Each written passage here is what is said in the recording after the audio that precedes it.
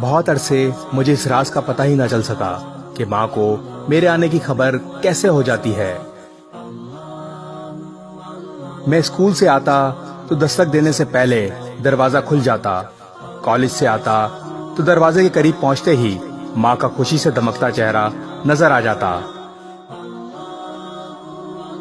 وہ پیار بھری مسکراہٹ سے میرا استقبال کرتی، دعا دیتی اور پھر صحن میں اینٹوں سے بنے چولہے کے قریب بیٹھ جاتا۔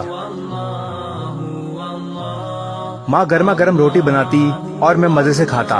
جب میرا پسندیدہ کھانا پکا ہوا ہوتا تو ماں کہتی، چلو مقابلہ کریں۔ یہ مقابلہ بہت دلچسپ ہوتا تھا۔ ماں روٹی میرے سامنے رکھتی اور کہتی، اب دیکھتے ہیں کہ پہلے میری دوسری روٹی پکتی ہے یا تم اسے ختم کرتے ہو۔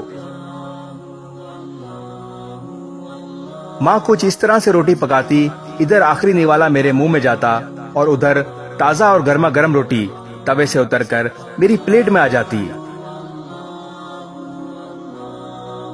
یوں میں 3 سے 4 روٹیاں کھا جاتا، لیکن مجھے کبھی سمجھ نہ آئی کہ فتح کس کی ہوئی۔ ہمارے گھر کے کچھ اصول تھے، سب ان پر عمل کرتے تھے۔ ہمیں سورج غروب ہونے کے بعد گھر سے نکلنے کی اجازت نہیں تھی،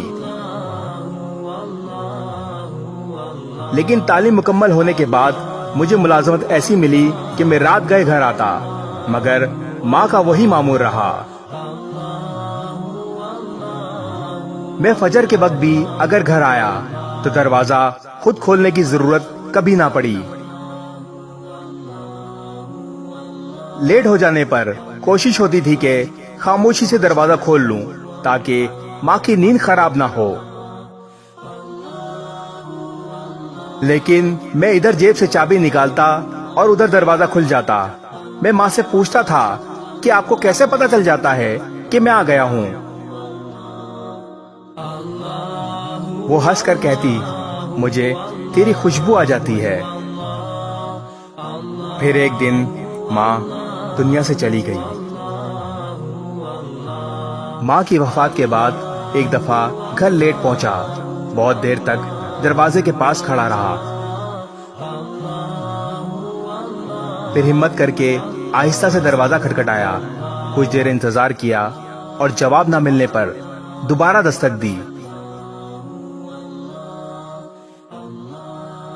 پھر گلی میں دروازے کے قریب اینٹوں سے بنی دہلیز پر بیٹھ گیا، سوچوں میں گم، نہ جانے میں کب تک دروازے کے ساتھ ٹیک لگائے بیٹھا رہا،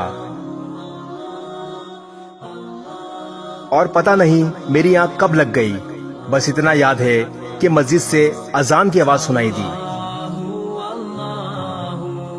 کچھ دیر بعد سامنے والے گھر سے امی کی سہیلی نے دروازہ کھولا، وہ تڑپ کر باہر آئیں،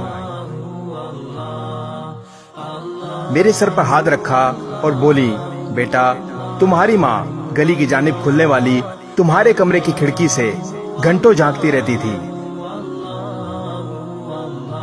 ادھر تو گلی میں قدم رکھتا تھا، وہ ادھر بھاگم بھاگ نیچے آ جاتی تھی۔